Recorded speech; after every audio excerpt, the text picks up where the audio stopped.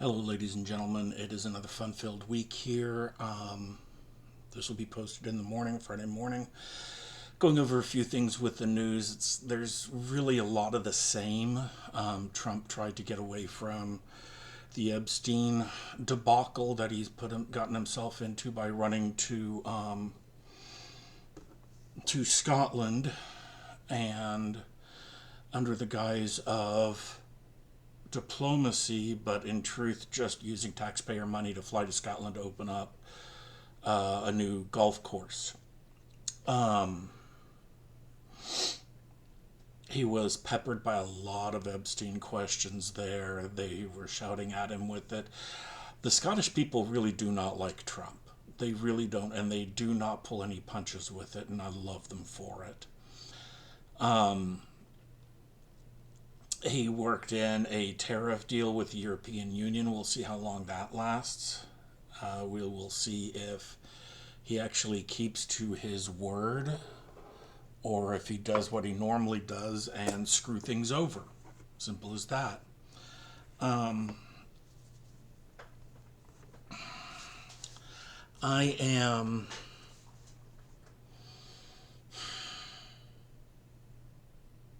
tired of all of the he said, she said with stuff. He has made an excuse and a story and a deflection and a denial and his usual stuff. He's even done the distraction, and it hasn't really worked, and people are getting tired of it. Which I love looking at Republicans when they are getting exasperated with this and surprised that he does this. And I get to just look at them and go, really? Is this your first time? Welcome to what the rest of us have been dealing with. Um, all the distractions. Now, I had a person message me and ask me about the Obama distraction. Well, Trump posted a meme a couple of weeks ago, or a GIF that showed Obama getting arrested in the White House in front of Trump, and saying that they've got definitive proof that Obama um, interfered with the 2016 election with the Russia hoax, which it wasn't a hoax. It was found to be true that Russia was meddling within the 2016 election. They didn't say it was him that was doing it, just that Russia was doing it. They wanted to say that he was doing it, but it didn't come out that way. And so he's saying, I've got definitive proof. We're going to lock him away. And Obama just doesn't care. And everybody just went, yeah, okay, sure, whatever. But that's what it was that Obama had ordered this investigation and this wiretap into Trump and the Trump campaign to try and find out Russia, or to try and find Russian interference with it. They found that there was Russian interference with it, but it wasn't directed by Trump, even though he benefited from it. But he is still on this kick of trying to distract with other things here. I'm tired of talking about all the shit that he pulls, and I can't keep up with it. I do not support the president. I acknowledge that somehow he did get into that office, but he is tarnishing it and ripping apart what the Constitution is. And he doesn't care. Um, I mean, there's a lot of things that he's done, these executive actions that go against the Constitution, that go against, people that he's supposed to be allies with or working with or working for. And this is my big take on Donald Trump. He doesn't give a shit as long as it doesn't affect him and his bottom line. He wants his followers and sycophants to continue to kiss his ass. And as long as they're doing that, he's happy. Now, with the whole Epstein thing, he made the comment of, I don't care what my followers think, I don't need them. Which is pretty much sums up how it is. He's gotten the use out of them and he's done with it. That's it. And I can guarantee you he's going to give himself complete clemency and, or not clemency, but immunity before he leaves, like Joe Biden did. That he can't be charged with anything that he's done or that he's going to do. And that pisses me off. Biden set this up through precedence to do this. And that's the reason why Trump has not challenged this at all, because it is obvious that he's going to use it. He is going to do so many shady bullshit things, and then at the end of it all, he's going to give himself immunity. I can't be charged on that. I've already been pardoned. I pardoned myself. And it is horrendous to think that. On to some other news. Let's do a little bit of world news here. There was a 8.3 to 8.8 level earthquake over in northeastern Russia, north of Japan and Korea and all that, which sent everybody into a tizzy, worrying about tsunamis, worrying about high tides and everything else. And Japan, was just on the ball immediately. Hawaii was concerned with waves coming in and high tides coming in with it as well. And so they put on a move to higher ground alert. And of course, they had to politicize the fucking thing.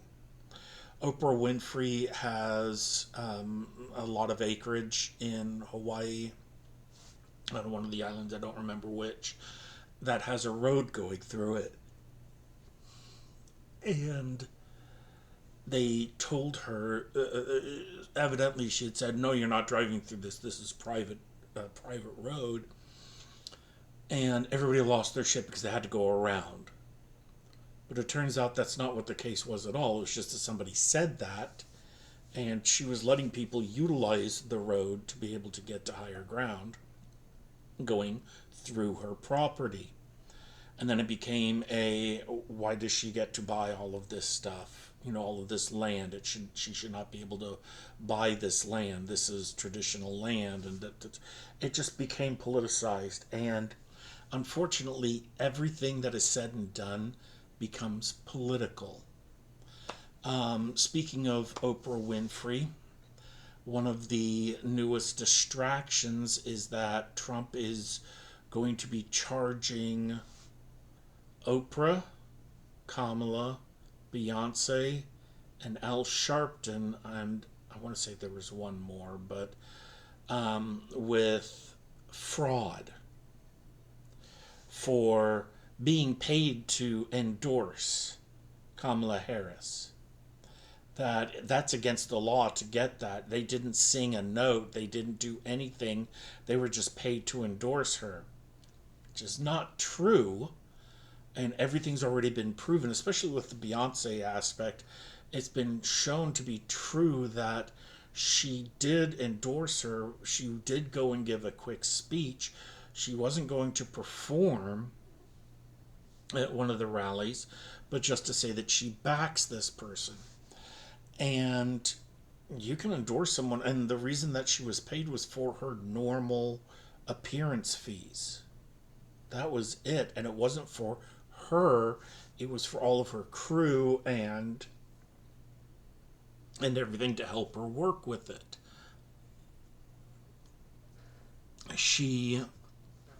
And same with the others, but it doesn't matter. The Republicans have been doing this for years, and now that Somebody else did the same thing. We're going to sue them. We're going to charge them with fraud. Nothing's going to come of it. It's the same thing of the Wall Street Journal putting out tidbits about the relationship between Epstein and Trump. Trump has sworn that he is going to sue the Wall Street Journal. And that's Rupert Murdoch. Rupert Murdoch is in charge of Fox News. So him suing George Soros and Wall Street Journal is kind of like biting the hand that fed him, biting the hand that got him there, because that's where most of the propaganda is. It's sad to see his attacks and these deflections and everything else that comes in, because he's manipulated the American people into voting for him. He's manipulated people, and now they're truly seeing for what he is. And it's funny to watch the shocked Pikachu face that he has toward this. It really is. Um,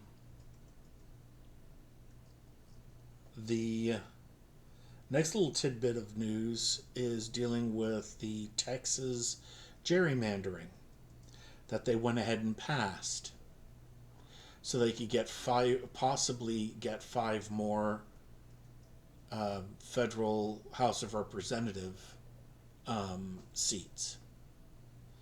Now, this is bullshit.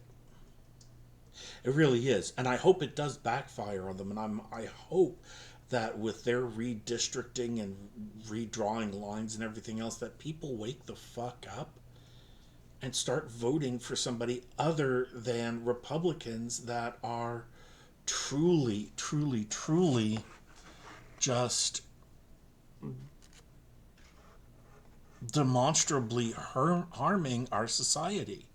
Period. So, now here's the thing, and I'm going to do a quick teacher myth. I think it's number 6 or something like that. Um, and then I'm going to move on to something else. To start off with teacher myth number 6, the joke about teachers being able to control their bladder and not going to the restroom for most of the day. That's not a myth, that's the truth.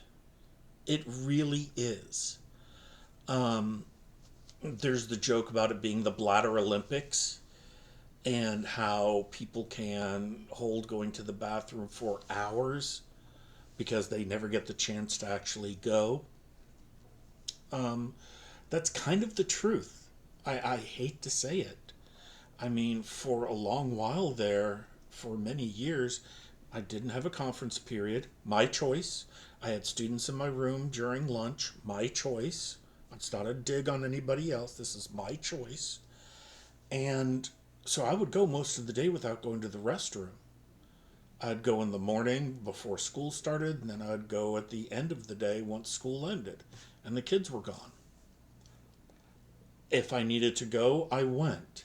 But I always saw teachers running in between classes, running to the faculty bathroom quickly to get back into their class.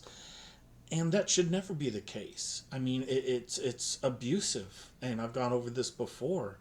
But teachers end up training their bladders, and the joy of being able to pee whenever you want to during weekends, breaks, and summertime is truly something that is you know, a revelation of, oh, thank God I can do this.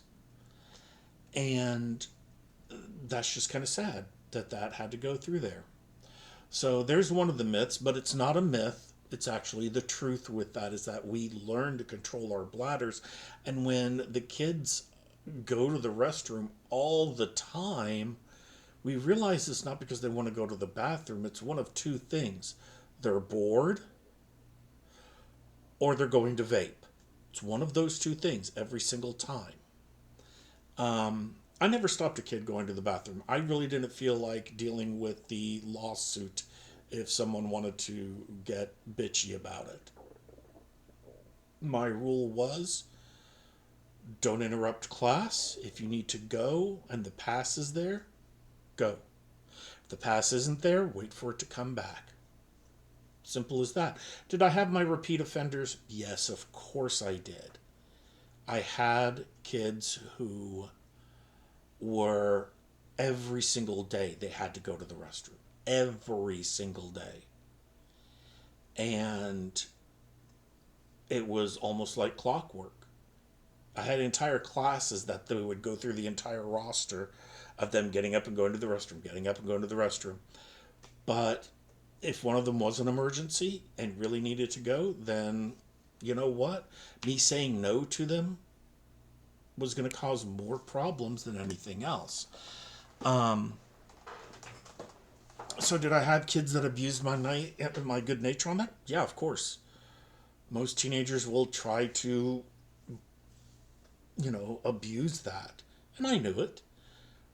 I really did. I'd actually make fun of them for it as well. I would internally go, okay, who's going to ask first today?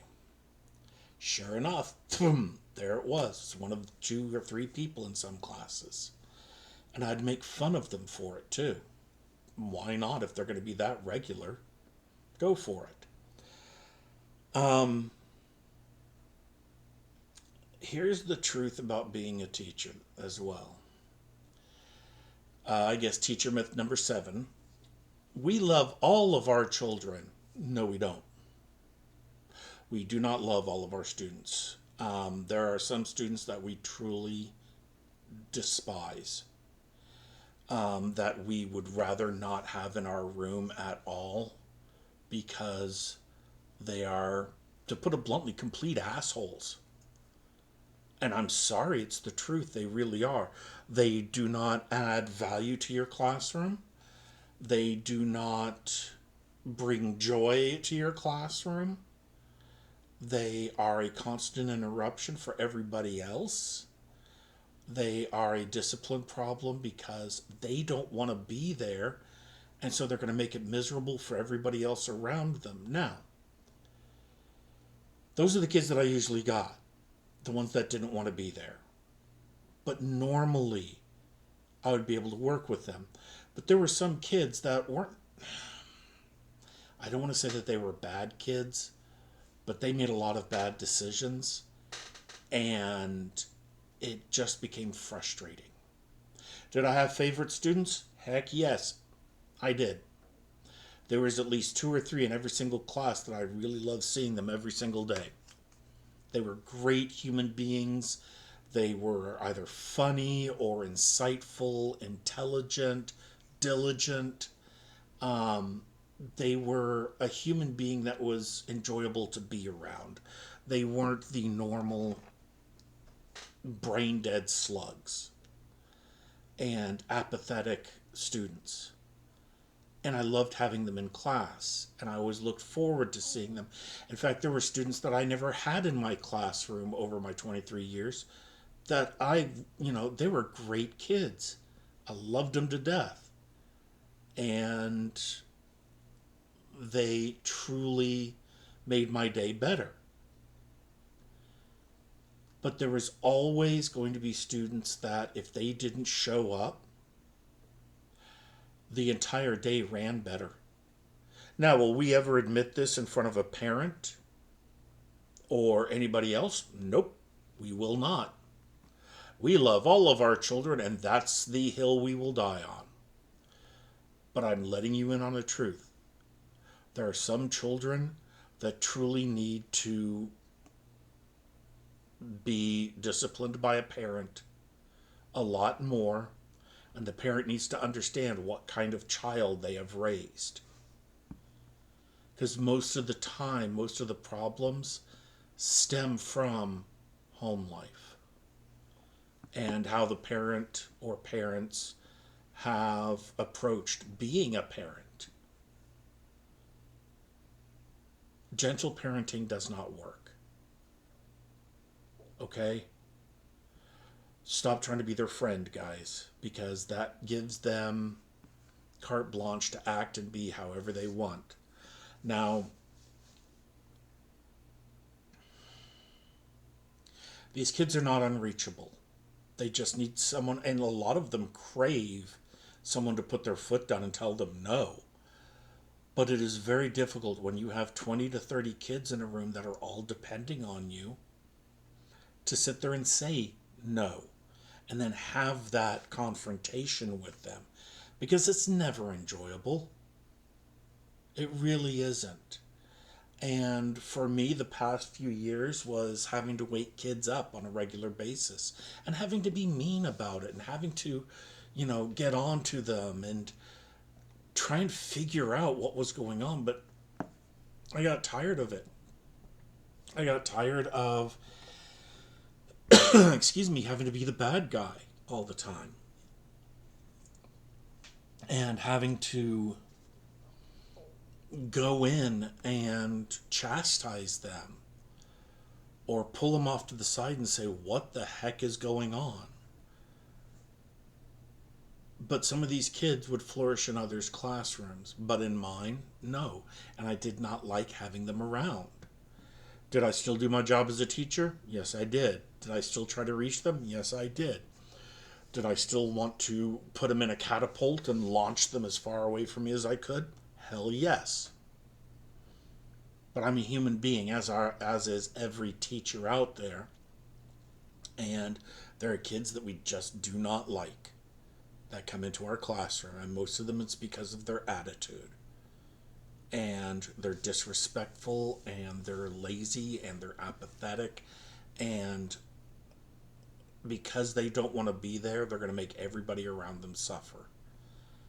And that upsets teachers because, there's 20 to 29 other kids that may want to learn, and they can't because the teacher's always having to deal with that one troublemaker, and admin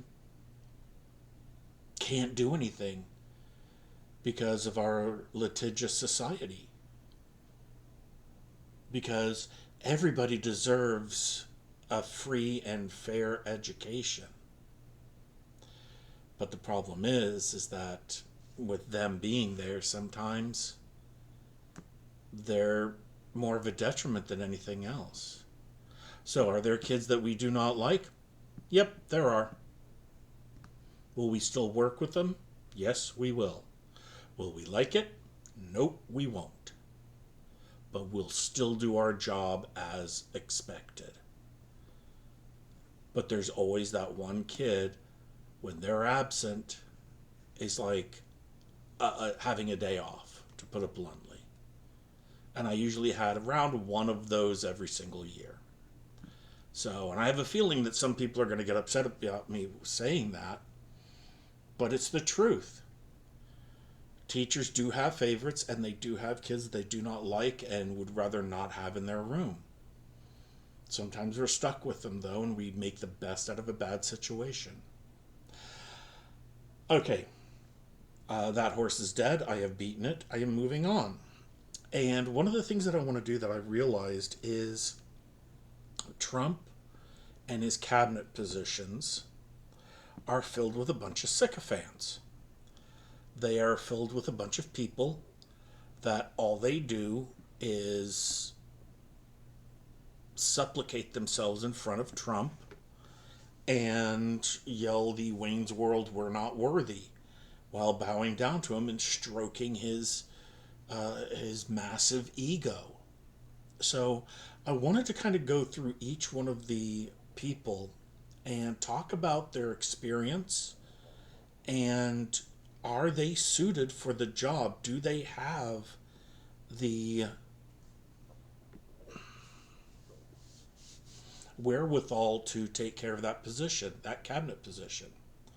And we're going to start with the top of the head here and talk about the Secretary of State. Now, this is Mark Rubio. What the Secretary of State does is that he's the head of the Department of State, and that group, that department, implements the president's foreign policy agenda. And that foreign policy agenda can cover a lot of areas.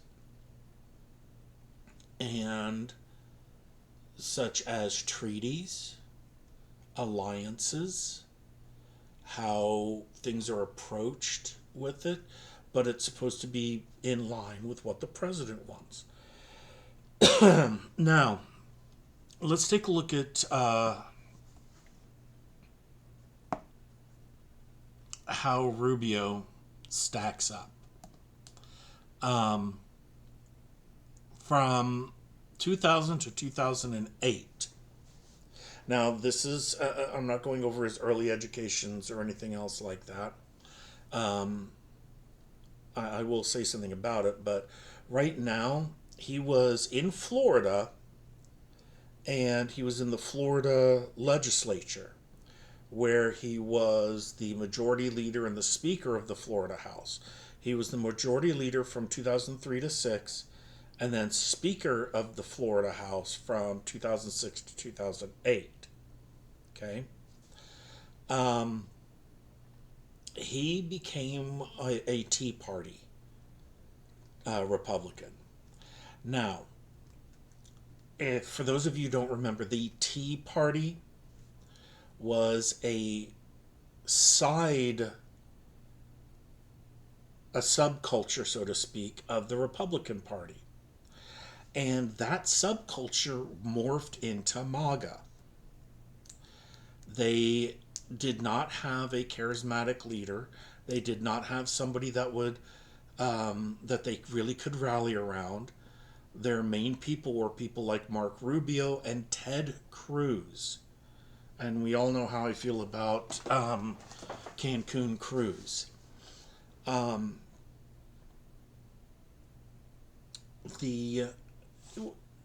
While he was in Senate, he argued for an interventionist policy in foreign affairs, that America needed to get in there and do things and stop things and push things toward America's interests.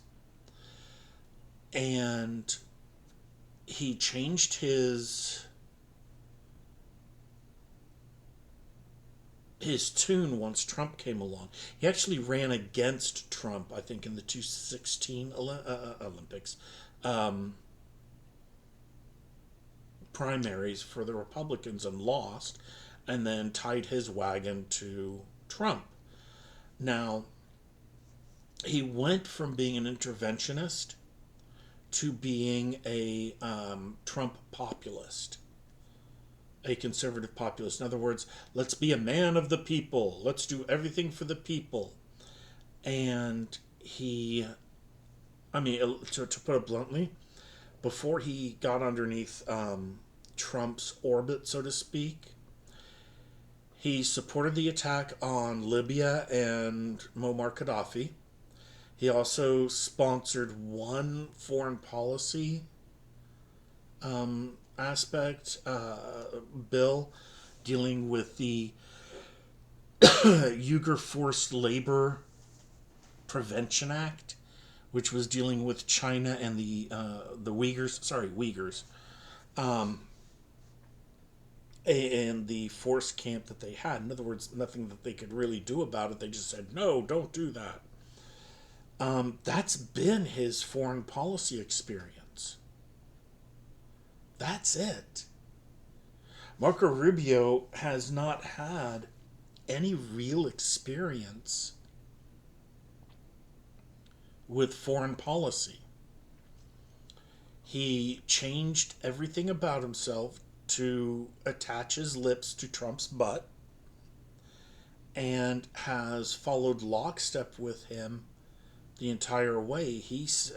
Trump says jump and Rubio says how high. And this is going to be a running theme for a lot of his cabinet posts. That there's really no real world experience or longevity of experience to qualify them to be in that position. It's not like Rubio was a representative or an ambassador toward another country. It wasn't like he went and did a whole lot of foreign relations. He would, I know that he went and talked with some Middle Eastern countries, but it was more of a press show than anything else when he was running for president or during the primaries. Um, he is famous for responding to one of the one of the State of the Union addresses and having to stop halfway through and reach over and grab a drink with it. And they made fun of him big time for that. But right now, he looks very unhappy in his role. Um, some of the cabinet meetings that the press have been in on, he just has a dead look in his eyes. And I think part of it is that he's starting to realize what kind of crazy shit Trump is pulling. Um, and this is one big important fact here is that he's the son of immigrants from Cuba. Um, they were not naturalized citizens when he was born. So if Trump gets his way, he could deport Marco Rubio. Even though he is a naturalized U.S. citizen, he was born here in America. His parents were immigrants and they were not here legally, and they had a kid. Well, guess what? With Trump's policies, that means Marco Rubio could end up being deported back to Cuba or Venezuela, which is more than likely what's going to happen. They'll say he's part of a gang or a cult or something. I wonder which one. And then get deported if he doesn't do everything that Trump wants him to do. So that's my first one right there. Next week, I'm going to be going over a couple of other ones. Pete Hegseth is in the shoot, and that boy just has got a mountain of problems. And in all honesty, his catchphrase should be, "I'll drink to that." So, as always, folks, do me the favor of hitting the like and subscribe button if you like what I'm saying. Even if you hate what I'm saying, hit the like and subscribe button and send me questions, send me comments, put them online. Start a conversation with everybody here. Just remember to be respectful toward each other. Not everybody has the same belief. And that's a big thing there. I'd rather have a conversation about these things. Even if you disagree with me, I want to hear what you have to say. But hit that like button, hit the subscribe button, and share this. Send this out to people. I've been tagging a lot of folks when I put it over on Facebook, but I'm not on Instagram. I'm not on X or TikTok or Snap. I'm not on any of that stuff.